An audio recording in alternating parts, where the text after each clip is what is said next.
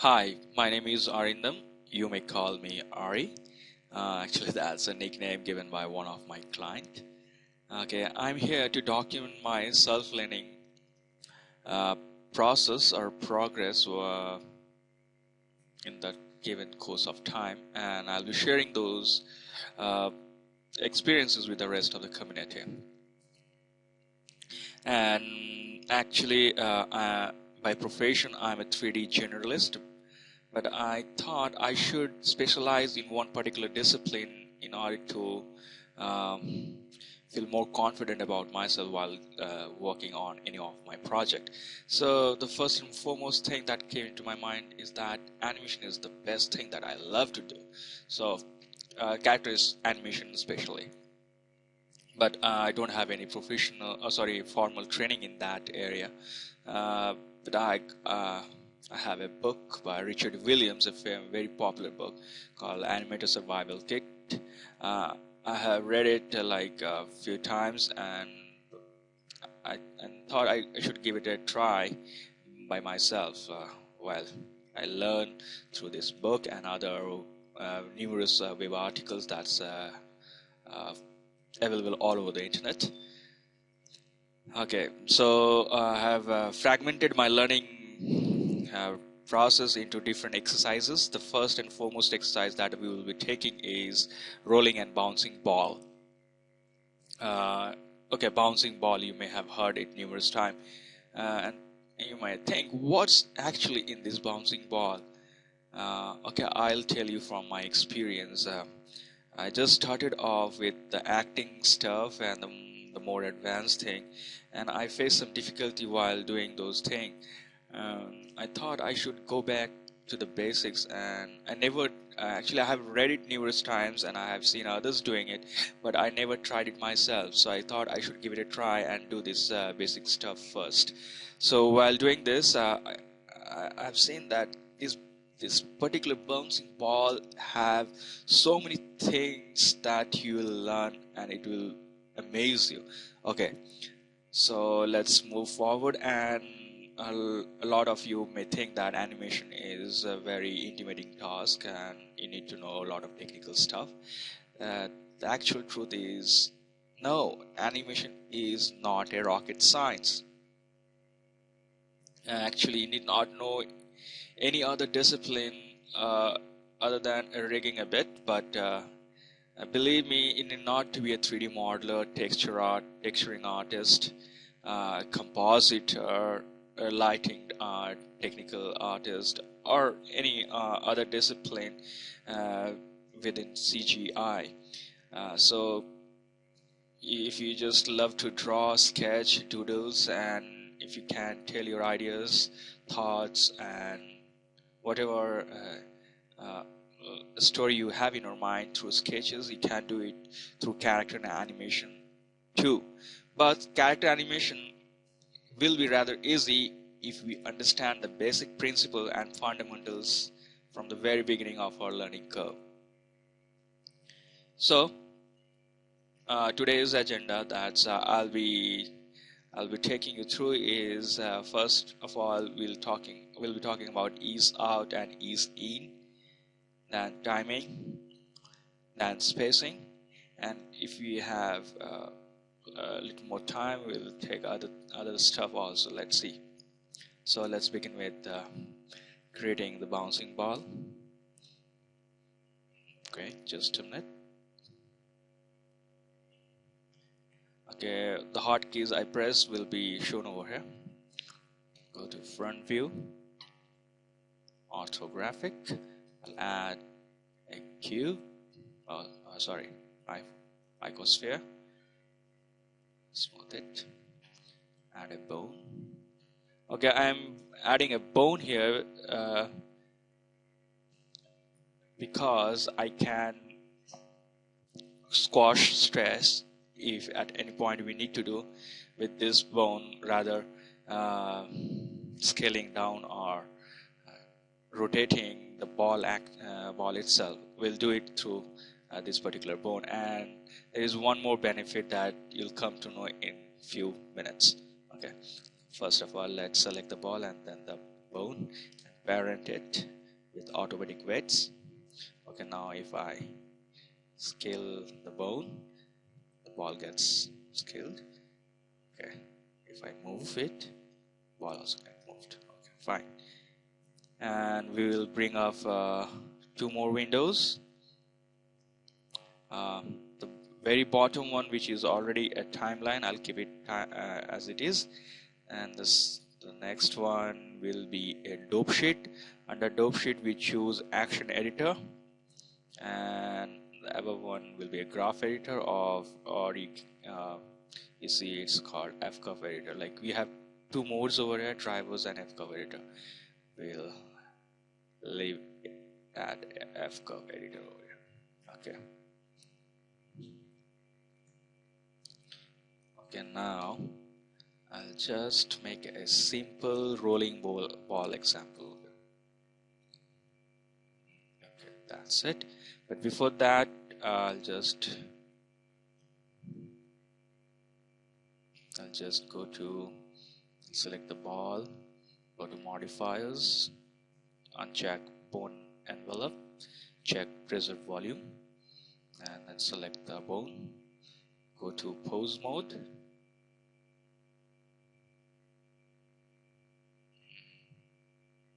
okay, select the bone. Okay, before that, the few settings you need to do before you animate is that if this is checked, please uncheck this, allow negative frames, that it cannot keyframe on the negative side of the timeline. Check this 2 settings, visual keying, only insert needed. Okay, and then check this one also, only insert available. And interpolation, change it to from Bezier to constant. In a minute you'll see what the advantage of using this constant interpolation while blocking or animation. Okay, change handle types to auto clamped and uncheck XYZ to RGB. This will allow us to have multiple curves with different colors, maybe a rainbow color or something else. And this check this transform to release confirm. And I like to say these settings are only for animation purpose only and may not be very suitable for modeling or any other task in Blender. Okay, let's close this. Now, before I start inserting keyframes, I'll add a new action over here, and I'll name it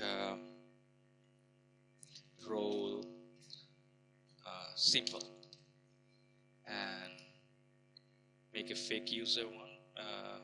Just because if we just leave it without using this particular action and we save it, it may get deleted. So it's better safe to make one fake user for each of the actions we'll be making right over here. Okay, now in keying set we'll choose lock rod scale, that means location rotation scale. It will automatically insert keyframes if we just move around in the 3D viewport, and just check this also, keying set. This will automatically insert keyframes, and this will automatically insert the keying set. Okay, that's it. Okay, now we are at frame number 1.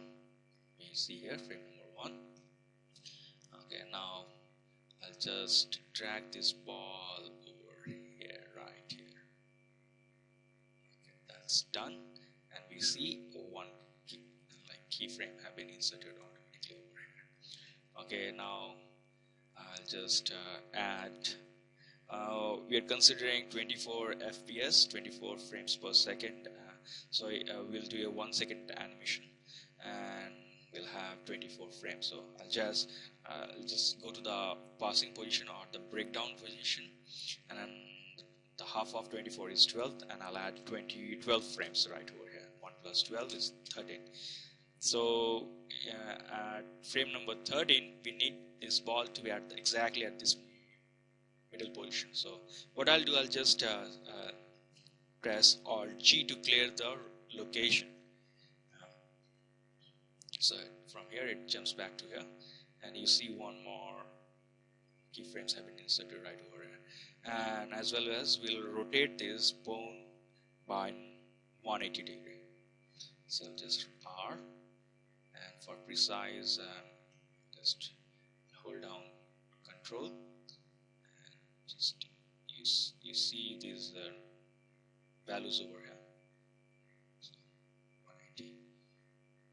Now I'll add 12 more frames and just move this ball over here, right here.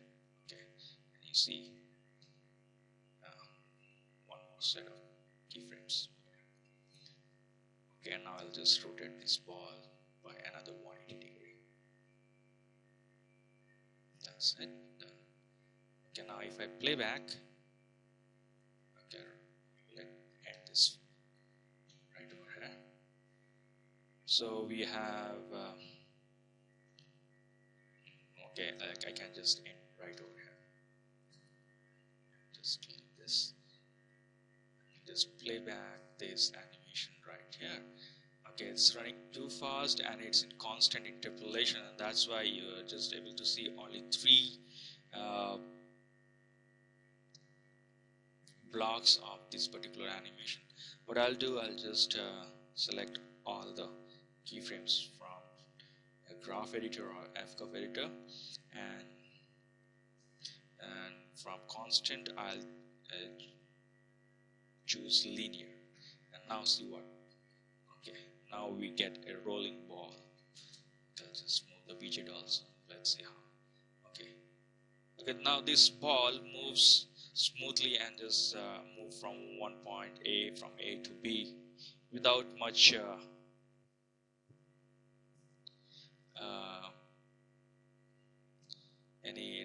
any particular spacing or timing. Okay, now what I'll do, I'll just add another action, and I'll just name it roll spaced.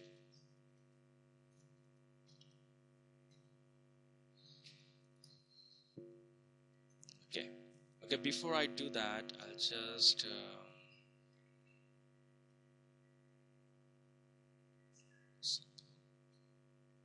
I'll just select both these keyframes and make them as extreme, middle one as breakdown.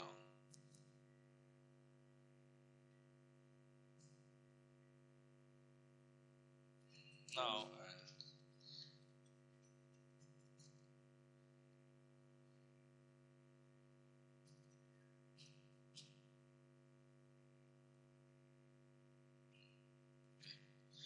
fine. Okay, now I'll start inserting few keyframes between this background and between this extreme position and this background position, and between this breakdown position and this extreme position. So I'll just go to the middle position and I'll just divide it by 2. I go to position go to keyframe number frame number 7. But before that, I'll see how this particular action looks like what's the timing and spacing. I'll just go from I'll just choose this ghost feature over here and just add this, and you see at every frame the ball is spaced at equal interval, so it's very boring kind of roll without any spacing. So I'll just go to frame number 7 and I'll just move this ball toward right, because I'll show you what will be happening in this.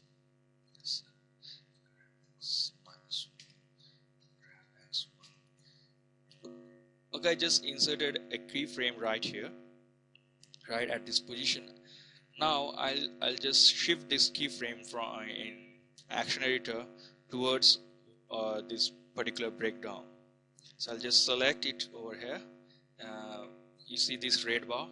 If you right click at one of these keyframes, the entire set of keyframes at this particular frame number will be selected. Once this is selected, press G to grab, and as I move these keyframes, you see this spacing is also getting affected in real time. So look at it, see how it's just opposite. If I drag these keyframes towards right, these spacings thing happens towards left on the 3D viewport, and that's actually we need right here. So I'll just grab it here and move it right here. At from frame 7, I move these keyframes to frame number 10. Okay, now half of 10 is 5 divided by 2, 5. I've got frame number 5. I'll just insert one more keyframes right here. As we are like inserting keyframes through automated keying set, I just can't press I and see it says keying set failed to insert any keyframes. So what I do, I just press G X -1 and neutralize that effect by GX1. So it moves back, moves toward X by -1 blender unit and come back to same position. So we get a keyframe right over here. Now I'll select this. See, we can select different set of keyframes at a certain frame number by just right clicking at the top, this red bar thing. So I have selected this one and I'll just drag it toward this, and you'll start seeing this onion skiing thing of this particular armature bone shifting towards left. As I move this towards right, this moves towards left. That's what we need right here. So I'll just grab and I'll just move only 2 frames, and you start seeing how this spacing things coming along. So this particular thing is called spacing. See, the interval between 2 blocks, like this one block and this is another block. This particular thing, like it's changing from it's more over here and it's getting less towards right. See, it's between two of this, the space is very less than this one. So that's called spacing. But before that, what we are doing here is easing out and easing in, and automatically we'll learn about the spacing thing in this course of time. Okay, now half of this 7 and half of this. Okay, now I'll insert one more keyframes over here, frame number 4, GX-1, GX1. So I just got a keyframe right over here and just grab this and move towards. Okay. Now see. Now this rolling ball got a easing out or slowing out. But on the half of this side is the same as we have for the simple rolling ball. So let's play and see how it looks like. Okay, it's starting slowly and getting very speedy at the middle. So we'll do the exact same thing on the other half of this particular animation. The middle position would be here or here. 1, 2, 3 and 1, 2, 3. Okay, GX -1, gx1.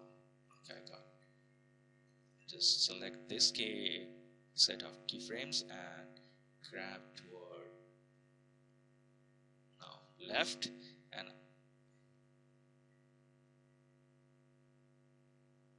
okay, sorry.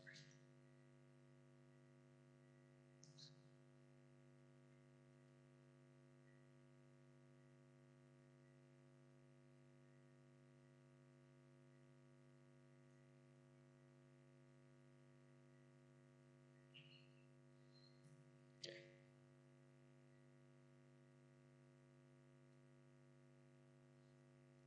Set one more keyframes right here. gx-1, gx1.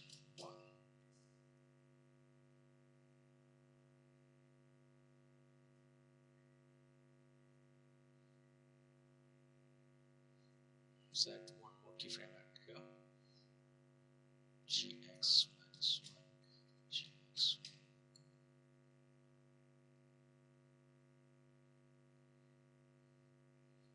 Okay, now see how this spacing things looking exactly like here we are easing out and here easing in.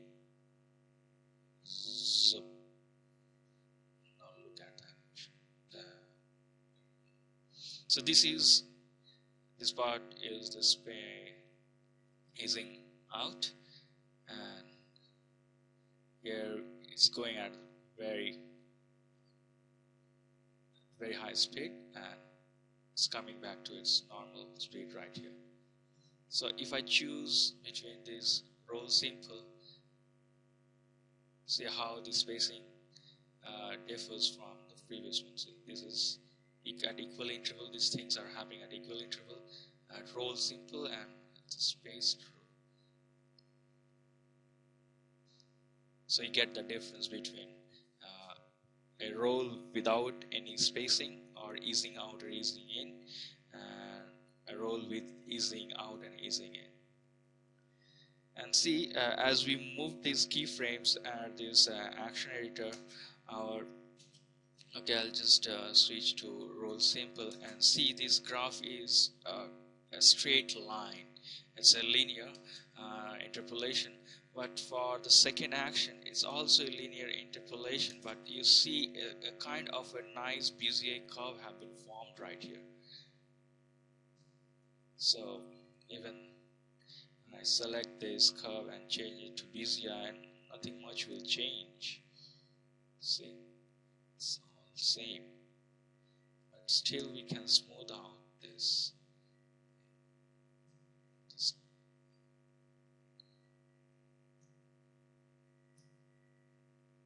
Scale.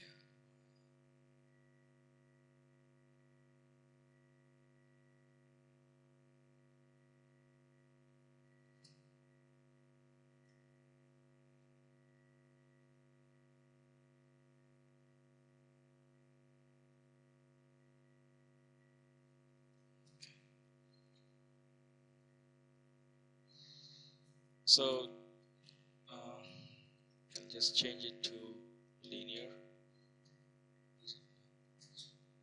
So nothing much have changed. Like if I change this to this Bezier, a minor change you see in terms of the location, rotation, but still same. So the main difference we see for this is that it forms into a nice curve. Look at this straight line. So that's how, by inserting few keyframes and cushioning in and out, we get easing in out and easing in. So okay, that's about the roll, and let's we'll get back to the bouncing thing. Let's see.